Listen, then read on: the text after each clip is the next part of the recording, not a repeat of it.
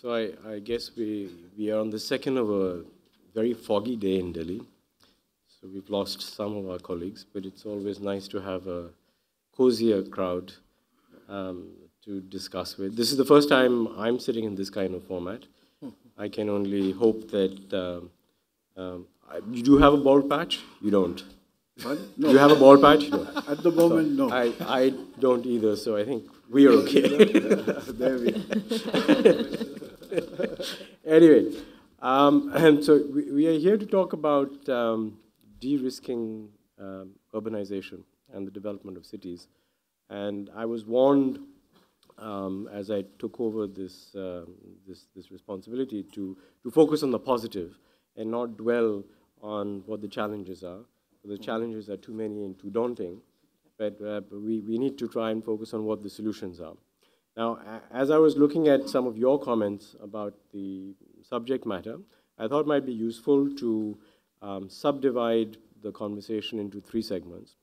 So maybe the first 10, 12 minutes, we will focus on innovations in the delivery of services and innovations in catering to the multiple stakeholders in urban India, including, in particular, the urban poor.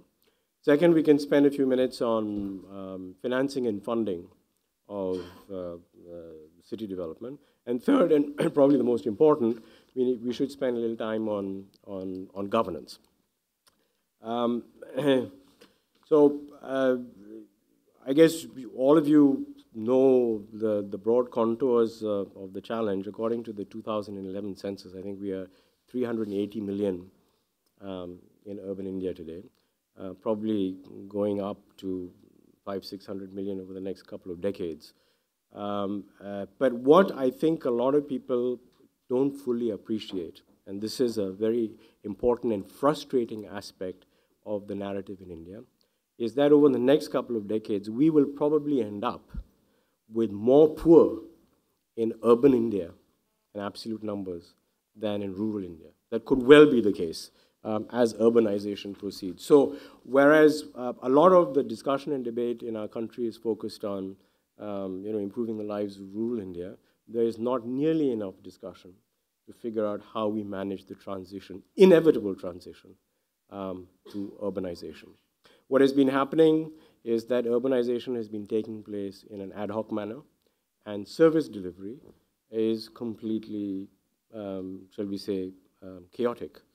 So when I say service delivery, just to make it more specific, water and sanitation, affordable housing, public transportation. These are just three. Let's not talk about education and public health care. But if you wanted to cover the gamut, that would be service delivery. So the challenges of delivering these services to a population that in absolute numbers is huge and humongous, growing, and a large number of poor people without housing. 25 million is the shortage in housing. The bulk of it is with the poorest. So to start, to kick off that discussion, maybe Priya, again, the accent on the positive. You spent a lot of time looking at these issues. What you think are the, have you come across, what are the innovations, promising innovations in trying to meet this challenge of service delivery in urban India? Thank you, Rajiv. First of all, you're absolutely correct. This is I look at it as an opportunity, not just a challenge, primarily because of what we do in real estate, which is developing communities, where we do provide sort of mixed-use townships which have water, sanitation, roads, education, healthcare. However, clearly what we do is not enough. The GDP will have multiplied 5 times by 2030. There'll be 13 cities with a population of over 4 million. And we have to build 7 to 9 billion square feet every year, which is a new Chicago, every year just to meet the growing demand. And you're right to talk about affordability. 54% of Mumbai lives in slums, perhaps higher if you get the proper census numbers. And job creation is critical. 70% of net new employment is going to be in cities. What I'd like to talk about is really the fact that a lot of this, to this end, we have to invest in capital expenditure. So we're investing about a tenth as much as we should. China invests about $500 a square foot, per capita, I apologize, per capita in infrastructure. We need to invest at least $200 a square foot, per capita, sorry, I think in square feet, but I should state this in per capita. And we are investing a tenth of that. So clearly the key emphasis needs to be on investment, and whatever we can do to improve that. Now, we spent a lot of time in a discussion around our vision for India, and I said one of the big things we could do is there was a big study done by IFC and World Bank, which said that there are 183 countries, they ranked all of them in terms of ease of doing business. And we came 132nd, probably no surprise, but we came 181st in ease of getting construction permits, and 182nd in ease of enforcing contracts. That's too difficult for a country that needs to attract so much capital expenditure. It's relatively a very easy fix for what we need to do. I say it very simplistically because construction permits obviously covers a lot of things. We all experience it, all of those who are in real estate, but it's a tremendous, huge headache, and to articulate that as a number makes us clearly understand how awful we are at getting construction permits. So a lot of innovation in that area, a lot of directional movement in that area is required. The second thing is to elect executives in cities who have power. You know, we went to Tianjin for the WEF. There was a lot of discussion with the Vice Mayor, Ren, who's wonderful. The GDP is the fastest growing GDP in China. It's a city that has partnered with the WEF. We're doing lot of development initiatives there with the WEF. And, you know, in transport and service industry, etc. But what really sort of made me realize where India is completely different is there are no executives in power in these cities that have real power to make decisions. And that is a huge innovation, I think, that needs to occur. People need to be in charge of these cities that really have power, not like the municipal commissioners who are controlled by the corporations, controlled by we need politically elected leaders with absolute or a lot of power over these cities. We'll come back to that question of governance. So if I could just paraphrase what you said, is that creating space for the private sector through some form of deregulation could really unleash a lot of potential growth in the construction industry. Yeah. And that would go a long way towards creating more affordable housing and jobs for the urban poor. Absolutely. Arbind, you come at all this from a very different perspective. You're a social entrepreneur. Would you agree with that? What is your, if you had to focus on what is the way forward for improving service delivery to India's growing urban population, what would your suggestion be? So when you talk about the positives, just in September, there was a bill introduced in the Lok Sabha, and we hope that it will be passed in the winter session. It's about regulating the street vendors. So the bill talks about that in every city, there would be a town vending committee, and the town vending committee would demarcate vending zones and no vending zones. And in the vending zones, the street vendors would have licenses and they would be allowed to sell. So that would rein in a lot of chaos in the cities. There are some cities who have done quite good on creating vending zones. So such kind of positive steps are needed. So when you talk about, say, sanitation, then we also work with the waste pickers, and we have organized them into a company which is doing waste management. Presently, we are doing it into 3-4 cities. But when the only negative thing is that we are not allowed to talk about the challenges. But the challenge is, as she was saying, that the governance. You know, everything in cities will come back on governance, whether you like or you don't like, because the city governance is very bad in the country. And the third thing is that there is no efforts to unleash the potential of the urban poor. You know, say, for example, affordable housing. If an urban poor wants to build a house, where he or she will get money? There is no financing for that. You know, most of the time, this JNURM money on housing is blocked. It's not being spent. They don't need money. They just need land where they can build their houses and they can build on their own. That understanding about urban poverty we seriously lack. We need to unleash their potential. That is not happening in the country and in the cities. Okay. Um, I just wanted to, again, trying to keep the conversation positive. Um, there are, despite the governance challenges, and this is what is fascinating about India, there are a number of examples, perhaps not as many as they should be, but there's nevertheless a number of examples of incipient success in new delivery models for urban services. So in water supply and solid waste disposal, I can point to at least half a dozen examples where public-private partnerships have actually begun to have a serious impact. So in Karnataka, for example, in partnership with a French company, the delivery of 24/7 water services at very affordable rates, including to the slum communities in the city, in this town, has been achieved with not too much stress. All the normal things that we are focused on were who's going to allow the right of way, where is the capex going to come from to redo the pipes and all that. So a combination of technology, a little bit of goodwill, and pragmatic negotiations between energetic leadership at the city level and the state level and private enterprise has delivered some success. Question for you, Ajit. I mean, I know that you have held the view for quite some time that we cannot in this country solve our urbanization problems unless we take on the challenge of building new cities, right?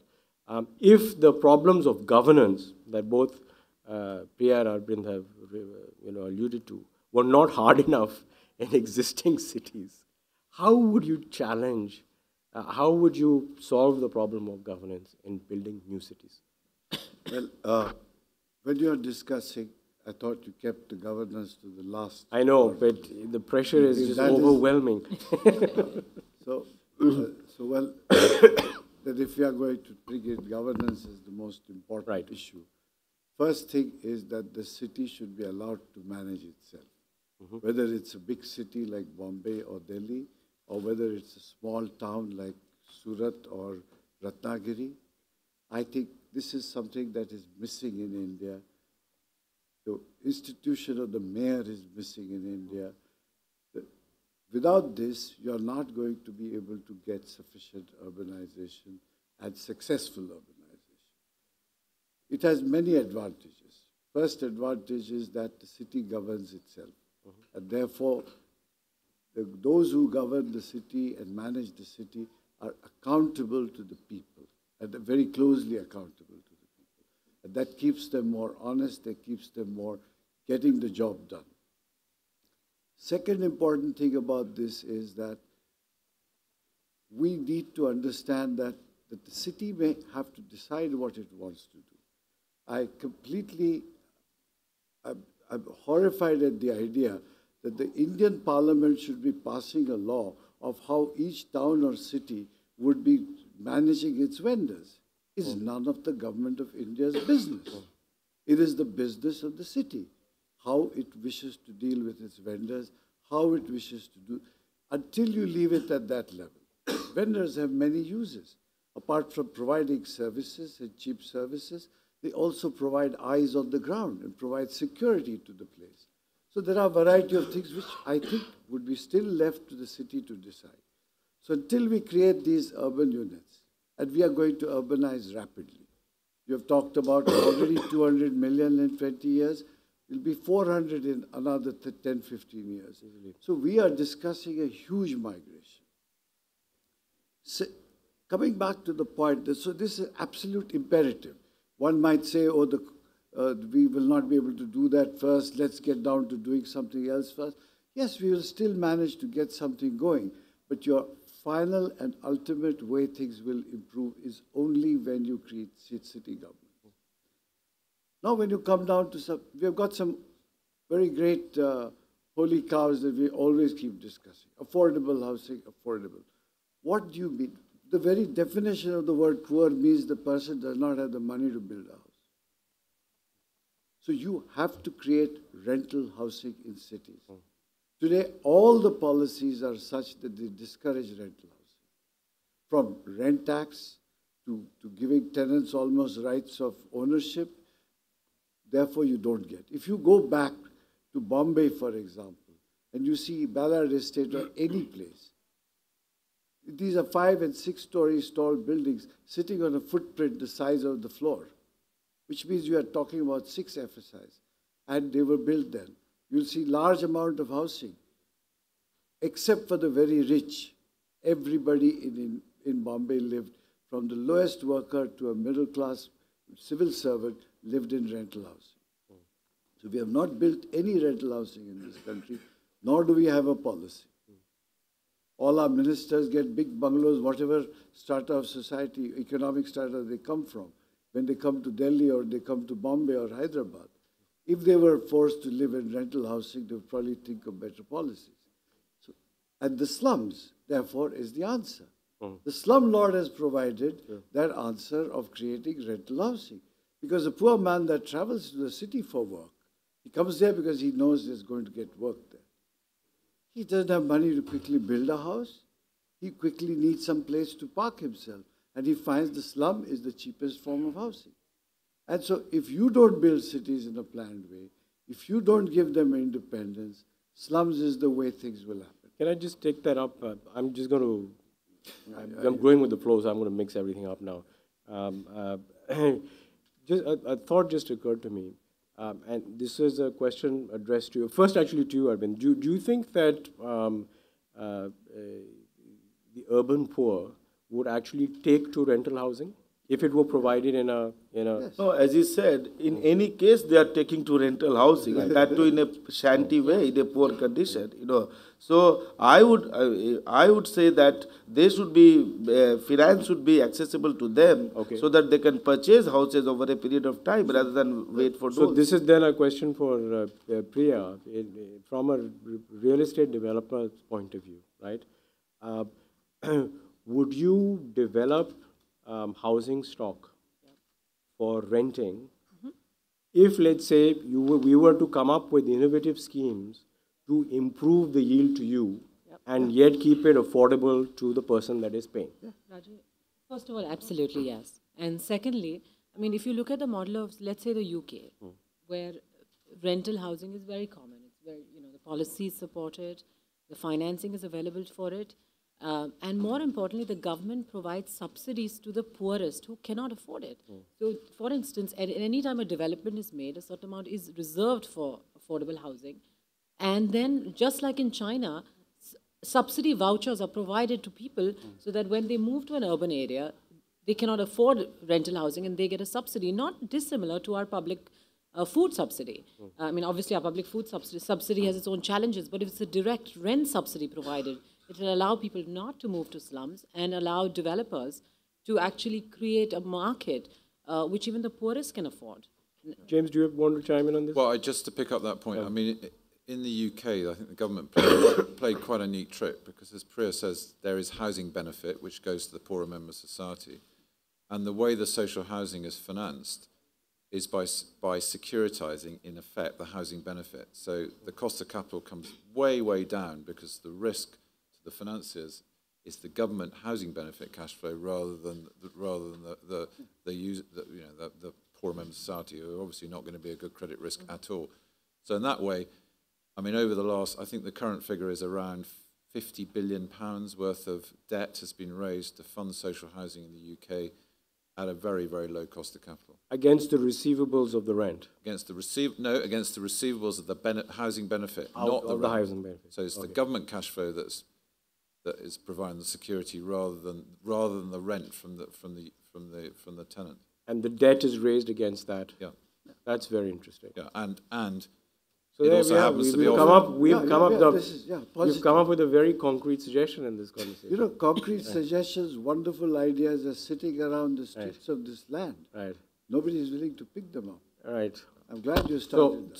So let's shift gears to that. And I want to pick up, come back to the issue of governance. I think we are all, and your international experience would be very helpful to get some pointers for how we go about it.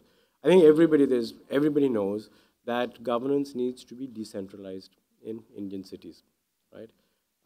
What can we do to make that happen? Can I? Yeah, James. Well, just the internet. I mean, I just want to support the mayor point. I mean, the fact is, if you look around the world, successful cities have mayors, and you only have to look at the crisis in New York and see the role of Mayor Bloomberg in dealing with it. I mean, this is about de-risking cities, but I think we talk about mayors, but I think there's a more important point that lies below the appointment of a mayor. When a mayor is appointed, central government delegates powers to that mayor, and it's not just the mayor. I mean, there are lots of ceremonial mayors that, to be honest, do very little. The substantive mayors are those where central government has made a conscious decision to delegate both tax raising powers, but also powers to control matters in the city, and that's where they become effective. I mean, that means the mayor does not report to the chief minister. Correct. Like the chief minister does not report to the prime minister. He's an independent, and what he does in the city is what he does, and doesn't have to ask the chief minister what he does. But in our federal structure, Pardon? In our federal structure, No, even in the federal structure of America, federal structure of Germany, federal structure of Switzerland, several federal structures exist. Federal structure of China. China, where there's so much control, the mayors are fairly independent people.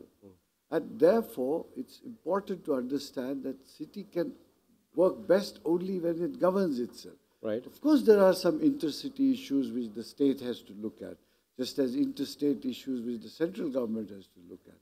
But the whole idea is that let the city develop and the powers be delegated. When you talk of that, if the mayors and that city decides it's going to provide only education and it does not wish to have factories, so it be. If they want to have 6 airports, so it be, as long as they are safe. And therefore, this is the most important aspect. We are forgetting. For Panchayat, we want this. And we talk of the freedom of... That's precisely the And when all these Panchayats are going to finally become little cities or towns, right. then what happens? Now, here you will find another interesting feature. No Panchayat can actually spend the money without the permission of the collector. No municipality can do anything without the permission of the municipal commissioner. This is not local self-governance. You know how strong the local self-governance was? When Kawaji Jahangir was the mayor during British times and the Indian Standard Time was introduced, he did not agree with it. So Crawford Market showed Bombay Time on his watch during his tenure. I want to come in this idea of a strong mayor. I have seen in Uttar Pradesh, for example, they have direct election of mayors. But many of the municipal bodies with which we work, they have indirect election of the mayor. So the municipal commissioners are elected, these councillors are elected, ward councillors or ward commissioners, and they go to elect the mayor. Here, a lot of trading happens. And I tell you the dirty picture, some of the municipal bodies with which we work, there's the businessman who has invested in the election of the mayor sits next to the mayor in deciding most of the issues. So I would go for a direct election of the mayor, where the mayor is powerful in the city. Rather than, otherwise it has become quite cosmetic and it's become quite complicated in that way. Okay. It's an interesting statistic in the UK. The Prime Minister is elected by about 50,000 votes in his constituency. The Mayor of London is elected by 4 or 5 million people. The fact is, London would not have got a congestion charge with national policy. No Prime Minister of the UK would have been able to implement congestion charging in London. It was only a mayor that could introduce that policy because that was on his election mandate. Sorry, Priya. There's also one more thing. No, no. Okay. Of course. While the mayor exists, the ability to manage cities, the professional capabilities to manage cities are equally lacking. Yeah. It's one thing to have a mayor who has been delegated, the city has been delegated the power to do what it likes in that, Doesn't in have building a the city. capable administration. You got a municipal commissioner that the state government appoints. The whole, and he moves on to another job. The city must appoint it. The city must choose it. And if he does a bad job, he gets sacked from the city. And if he does a good job, maybe other cities will deploy him. So we must have city management as a separate civil service professional line created. To add on, sorry, no, Rajiv. So, Priya, to add a very please. specific question, we are all agreed, direct election of mayors is the way to go. But from where we are today to where we want to get, what is the one or two things we need to do to accelerate that process? So we have a 74th Amendment of the Constitution which talks about this transitory phase, which we've all sort of been talking about, where every state gets money directly, and that leads the path to the cities getting money directly. I think that's very important, which is establishing a clear formula by which the cities make money. So, for instance, today cities in India grow at the same rate as the rest of the country. That's unacceptable. Usually the GDP in cities has to be faster. And so, for example, the way China works is they get 25% of the VAT they raise. They can sell land, they can raise money. For example, the UK, they can raise a special SPV which can go out and raise money.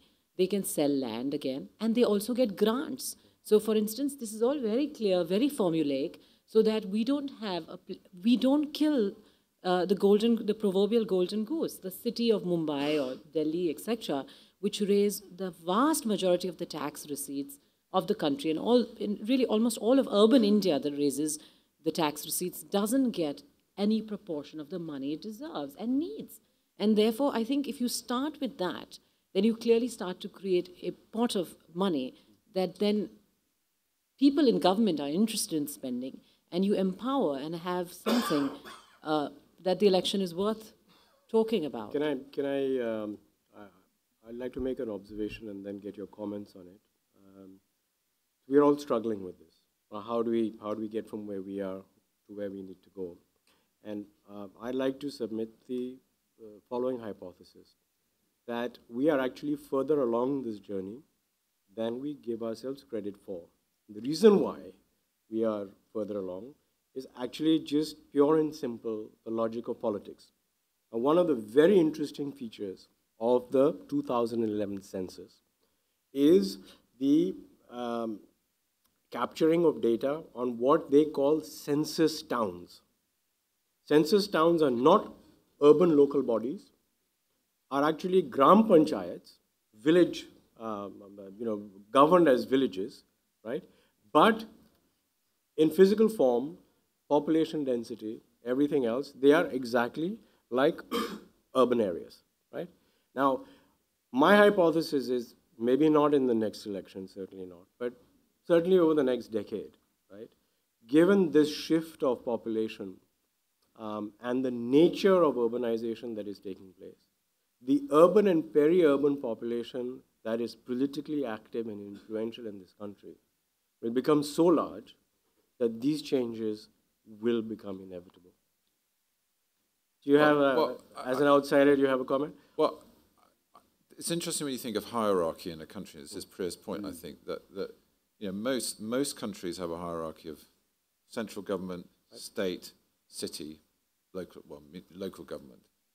Now, the reality is, with the growth of cities and the importance of cities in the economy, that hierarchy is actually not right, and you have to bring cities up in the hierarchy. And interestingly, in South Africa, in their constitution, cities have an equivalent place to the surrounding province state, which is a recognition of their importance to the economy. And the fact is that if you look at the credit rating in most countries, the credit rating of a city, the major city in that country, will be higher. The per capita income will absolutely be higher. Their ability to raise money will be higher. And therefore, if you give them the self-sufficiency, if you give them the ability to govern themselves, they will thrive and not be hampered by everything that's going on outside that city. So, Arbind, you'd agree with that? I mean, am I being too optimistic, naively optimistic? That No. in the next decade, the forces of politics will inevitably drive us towards better urban governance. No, that's a reality. Actually, the city administration issue is a new issue for the country. We have not been thinking about it since quite some time. So it's just recent issue. And this regarding the tax structure and all. So that's very important. See, if you look at most of the municipal bodies in the country, they are heavily dependent upon state government and central government funds. They are not made to be self-sufficient, or financially stable. They are planned like that, that they don't become self-sufficient. They are dependent on the state governments for that. Yeah. So, like simple thing like advertisement. Many of the municipal bodies do not know how to raise money from it. You have advertisers running after them, for giving money.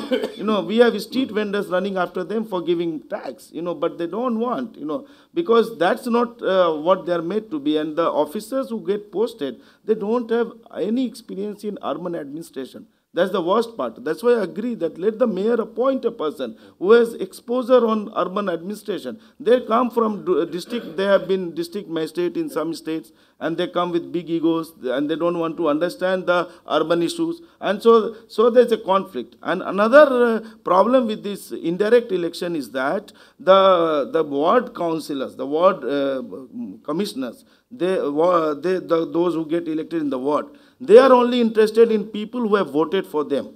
So in a ward, there would be people who have not voted.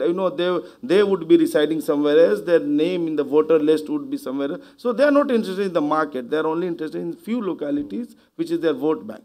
That's why I'm saying that direct election of the mayor is the right, so that the mayor is accountable. Otherwise, mayor is only accountable to the ward councillors who have elected them, and the ward councillors are accountable only to certain pockets in the constituency to who have voted them. So that's.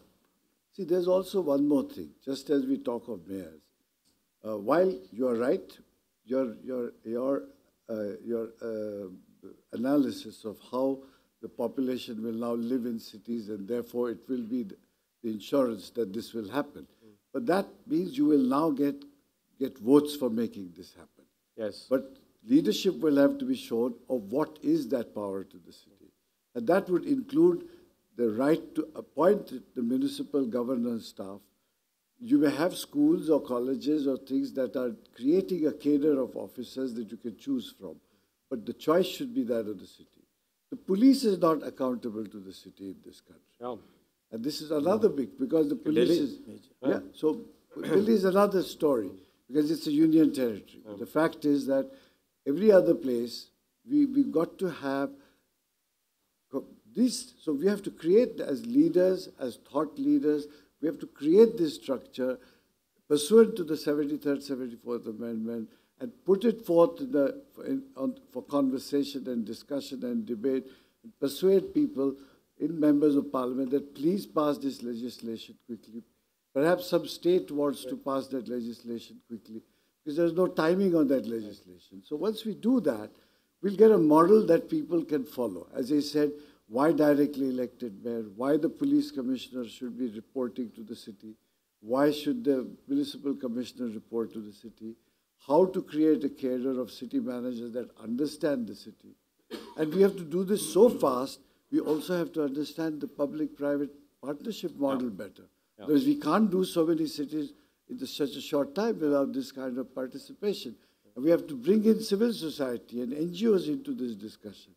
At the end, the cities will be governed by NGOs' support. Exactly. There's no other way that can happen. In fact, so we have very little time remaining before we open up for Q&A.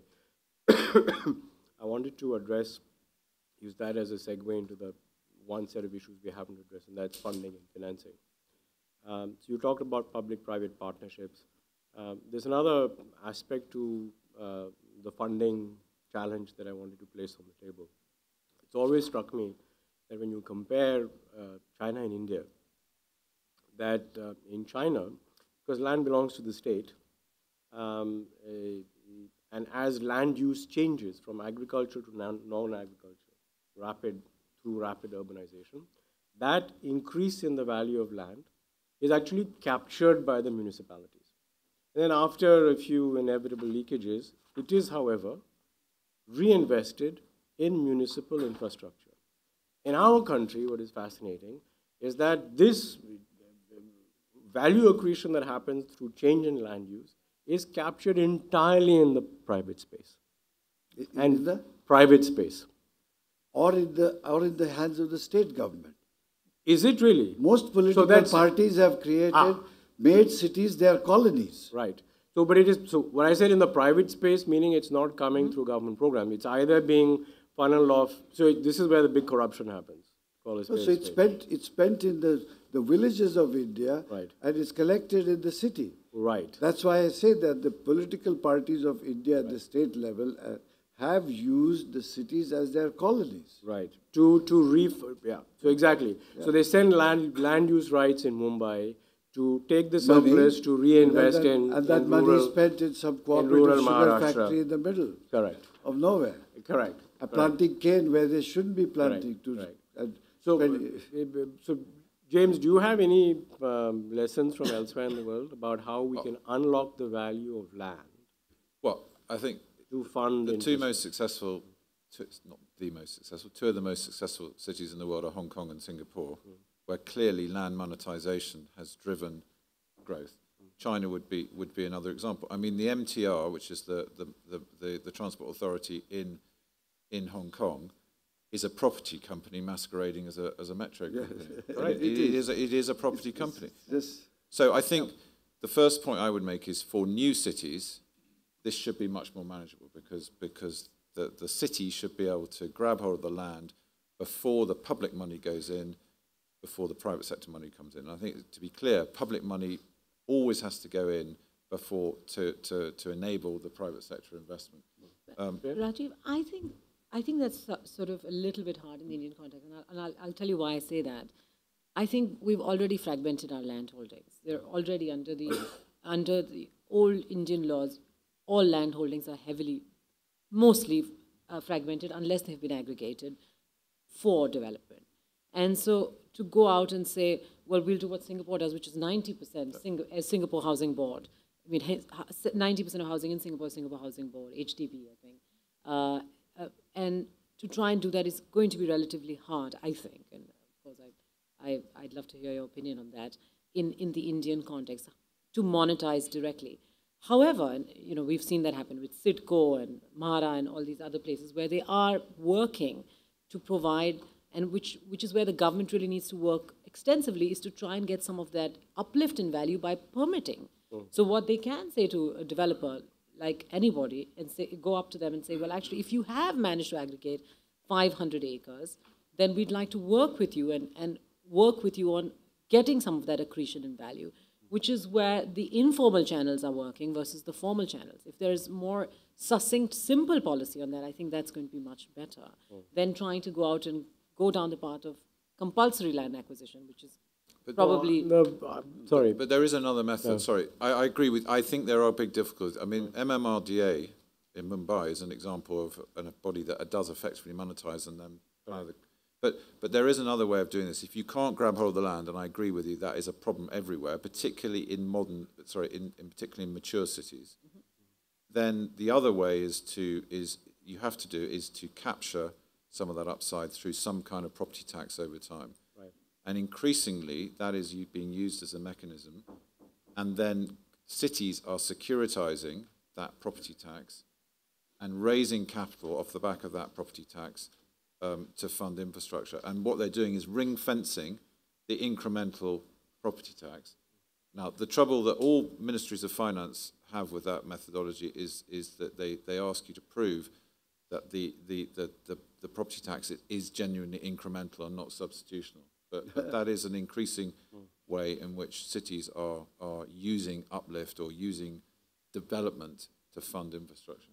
We have one more big challenge, and we need to discuss that too, is that while you see what happened in Europe and what happened in has happened over a long period of time, and small villages grew into cities, and then they became towns, and then it is a very serious evolutionary process by which they have arrived at what they're doing. the migration that we are going to see in India happened in Europe over 1,000 years. Now, we need to understand this is all going to happen to us in a very short time, in a very young country. And this is posing the bigger challenge. And a lot, with the right kind of policies, and we get reforms, and we get prosperity and employment, you're going to find that 95% of the new middle class or middle income group is not born of yesterday's middle class. So you're going to get a very different kind of population into place. So there are social issues that are also going to creep up. Yep. Migration is going to come from different parts of the country and not just one area. And these are all issues that can only be sorted out if we have more power to the cities on one side. At the same time, we also look at the concept of funding and taxation. The Finance Commission can be given the task. Yep. How can this be done? We have brilliant people who have done an excellent job in Finance Commission, and you will get these solutions very quickly. But we have not begun the conversation adequately, not deepened it enough. It hasn't caught the imagination of people. We'll need some leadership there that should own this, put it out there in the public forum for discussion, and hope like that with the new urbanized population, it'll catch traction. It'll get traction. So with that, we have 15 minutes left. Maybe we can open up the floor to Q&A. If you would just introduce yourself before you ask the question.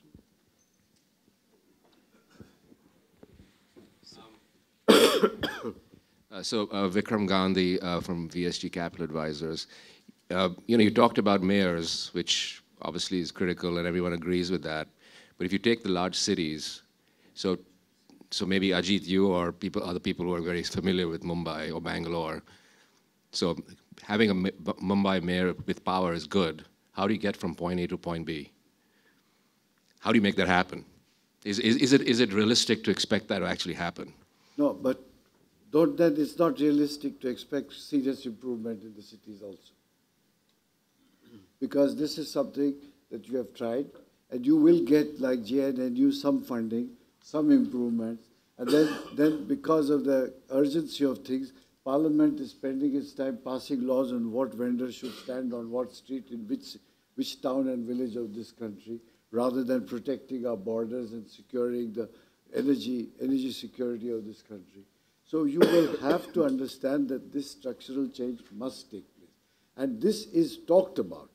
This same Parliament has accepted it and incorporated it in the 73rd and 74th Amendment. All it did was not put a date to each state.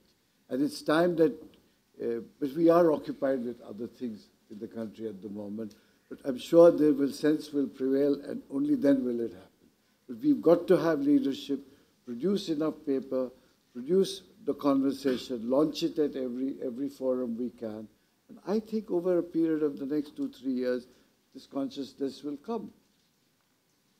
I don't see any other way. And then also things happen. Like if you don't plan a city, slums happen. And when slums happen, take Gurgaon, for example, where we are sitting.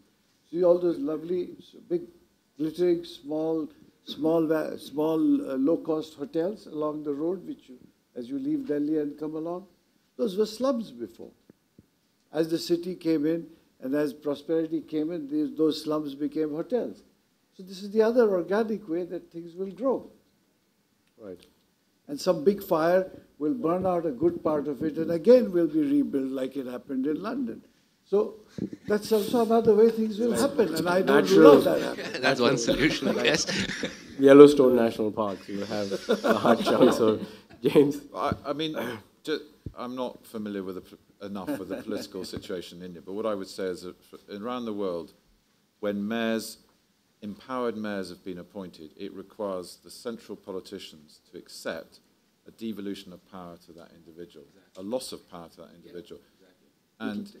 And if you take London as a good example, and you take transport, the fact is the mayor of London probably has as much influence, if not more, power over national transport, not national, but London transport, than the Secretary of State for Transport. Yeah. And that's that was a big loss of power for the Secretary of State for Transport. And the Mayor of London would rank amongst the top, certainly amongst the top 5 politicians in the country now. Certainly You way would up. say 3. Yeah, you would say 3. You would say 3. So there is a practical difficulty in my mind in terms of the central. By definition, it means people will be giving up serious power to make it happen. But just to, we need to take one more question, just to again try and bring the conversation to a positive note. After all, what were the political pulls and pressures that led to the creation of Chhattisgarh, of Uttarakhand, or Jharkhand? Jharkhand. Now, the empirical evidence is really compelling. After the creation of these states that were carved out of much larger agglomerations, the performance has improved dramatically. Delhi became a state. So it's a matter of time. I think the politics of the state of Maharashtra will change over the next decade. And there will be a growing constituency that will force the hand of future chief ministers that they will not be able to ignore the 40 to 45 million people who will be living in the greater Mumbai region. Now, what form it takes, whether it will be a directly elected mayor or not, difficult to predict, but clearly the interests of that region will have to be reflected.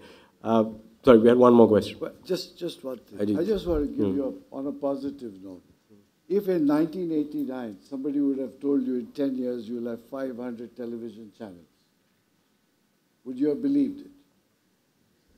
They have happened, right?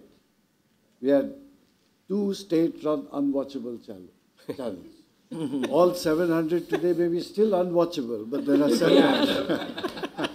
So if that can happen, why won't this? Right.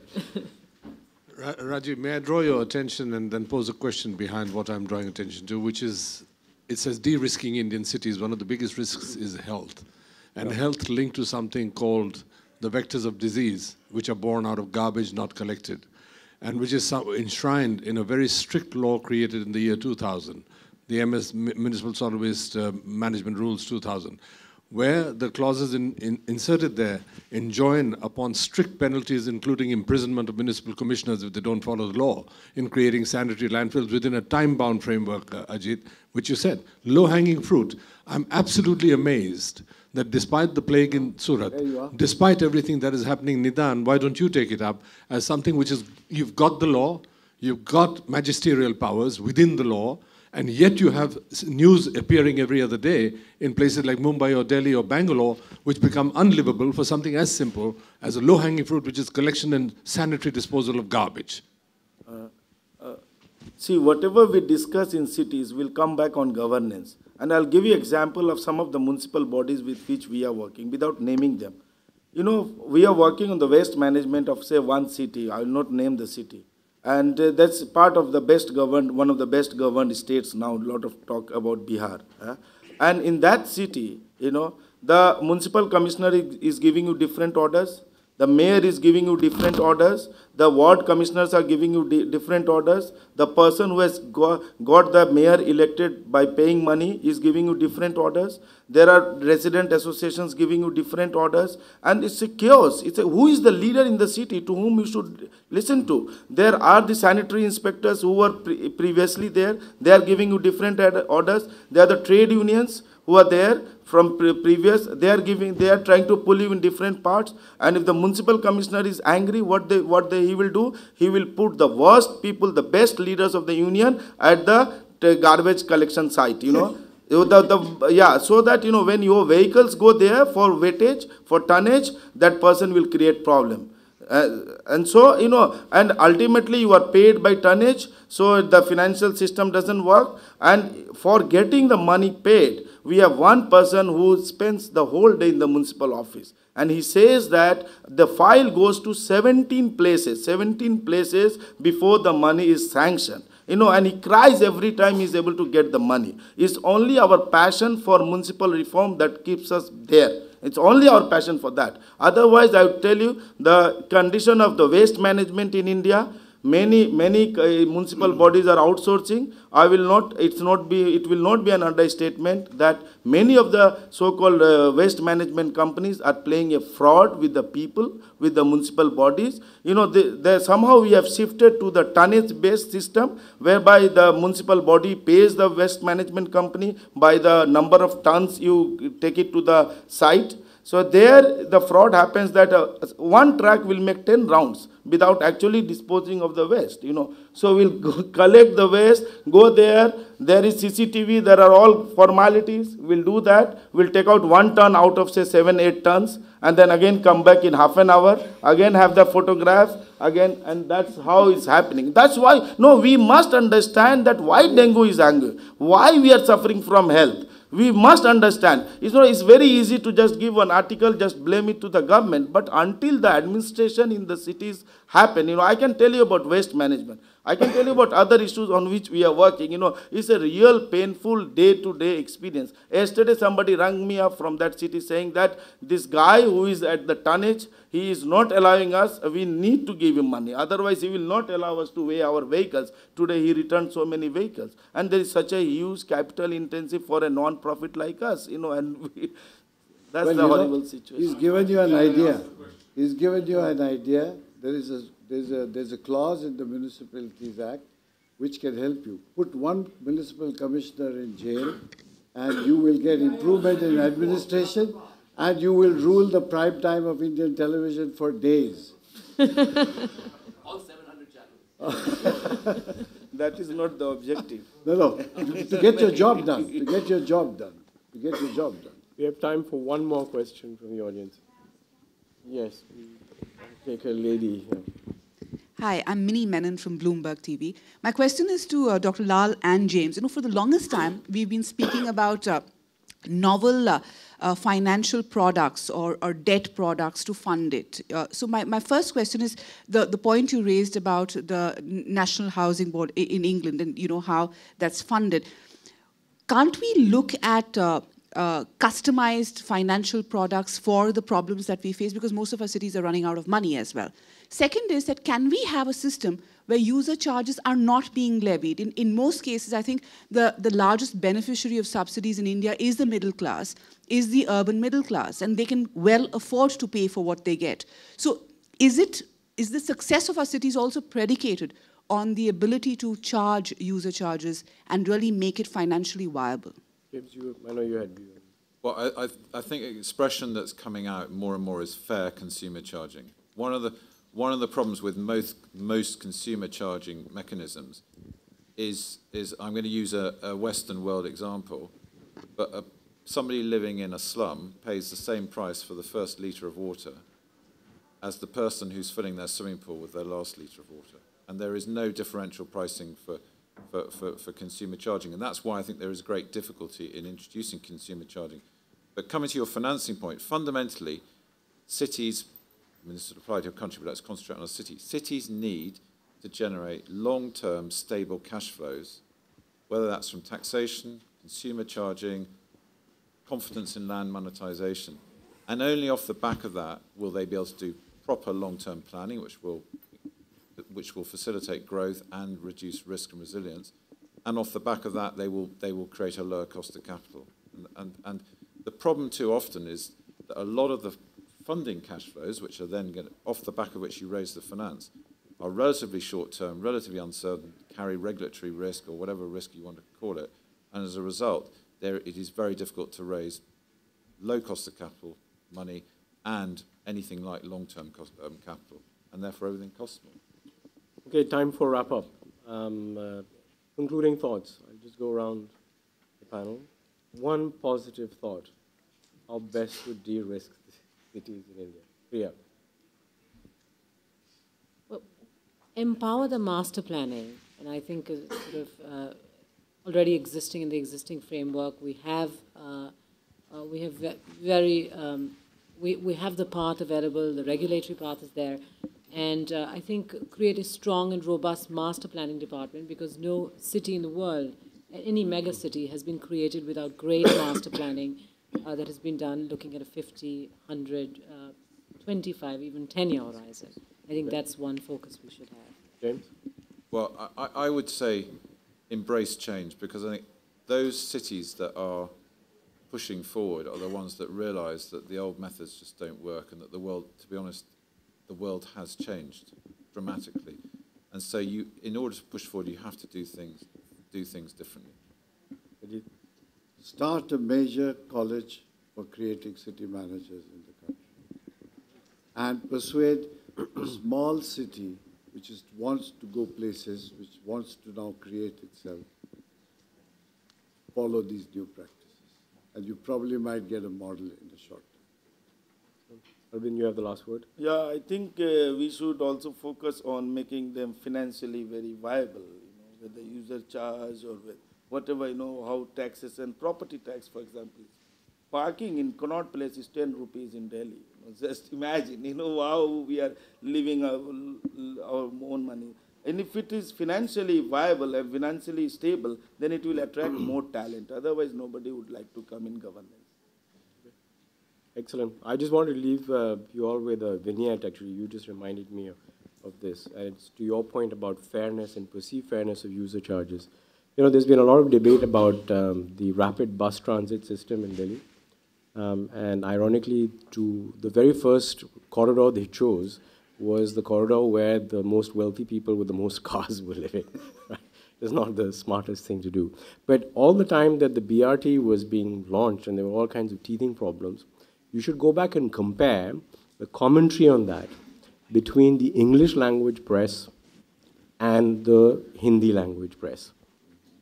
English language press is all up in arms. Oh, this is terrible, very inconvenient, horrible, we can't stand this. You read the same, over the same days, the Hindi language press, they'll say, this is great. Oh. So the world is changing, and I think the politics will drive it all in the end. Thank you very much. Thank you very much.